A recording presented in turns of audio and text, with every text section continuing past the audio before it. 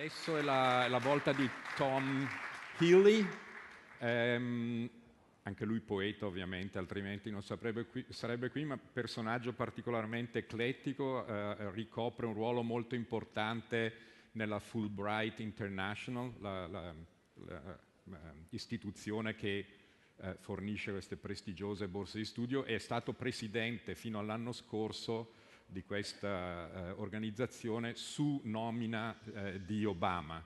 In precedenza, su nomina di Clinton, era stato parte del comitato presidenziale per HIV e AIDS, quindi ha ricoperto anche cariche a Manhattan per gestire la crisi del dopo 11 settembre. Comunque è qui come poeta e ci legge dai suoi libri, ne sono usciti 2, uno nel 2009, What the Right Hand Knows, e nel 2013 Animal Spirits. Thank you Damiano, thank you Vincenzo, and thank you for everyone being so patient. 3 poems about love. And 3 poesie sull'amore. The end of life, marriage and childhood. E che riguardano anche la fine della vita, il matrimonio e l'infanzia. So the first, marriage. And the title is Focion's Wife, la moglie di Focione. And just the setup is, Phocion was actually a real person. He was a general in Spartan army, and he was killed for losing too many battles, and he was punished to have his ashes be spread without being captured, so his soul would have to wander. And this is the story of what his wife did.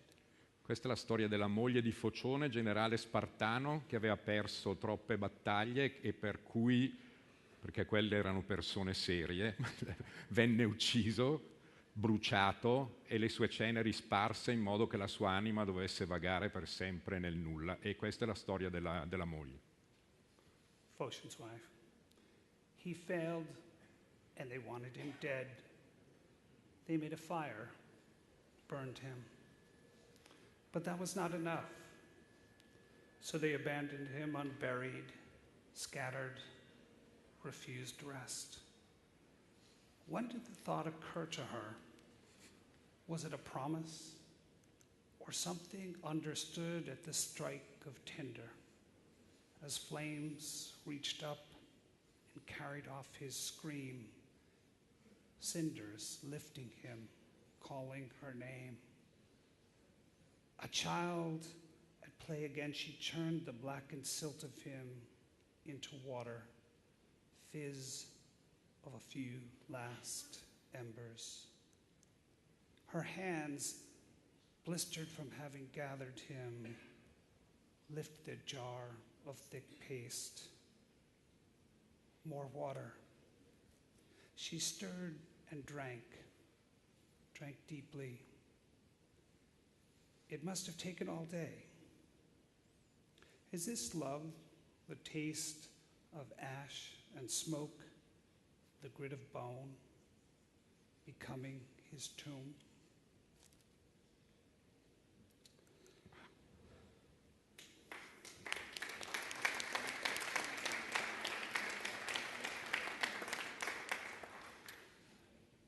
So just a note about this poem. When it was published, my mother read it and said, "Your grandmother didn't commit suicide."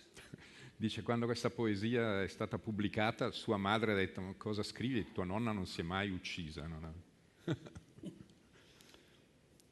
The grandmother's suicide note.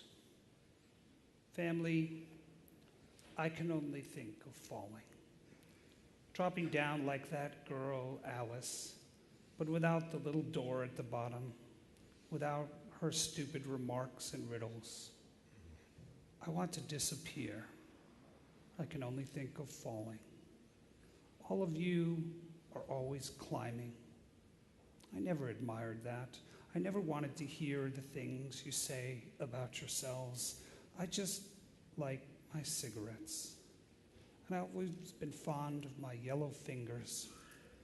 I like to talk to them. I watched them grow ugly and we could laugh about it. They were strong enough for the truth.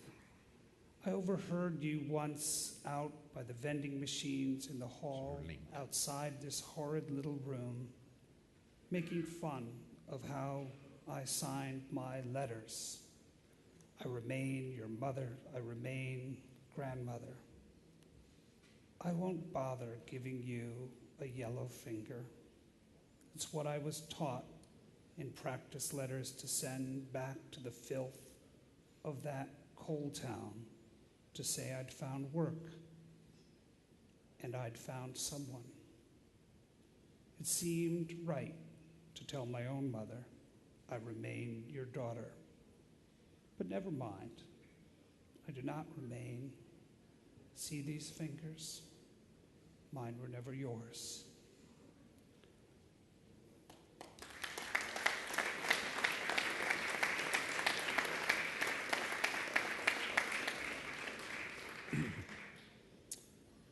And this last poem is a poem for my young nephew who is autistic. Questa è una poesia che è per il suo nipotino che è un bambino autistico. Quiet hands. My nephew is stimming this morning, marching in place, grinning at the parade only he knows is passing, now rocking like a monk, now fluttering his fingers into the hummingbird's wing beat. Why is he so patient with our infirmities? We don't see the flowers he drinks from, the garden we're foolishly trampling. Thank you.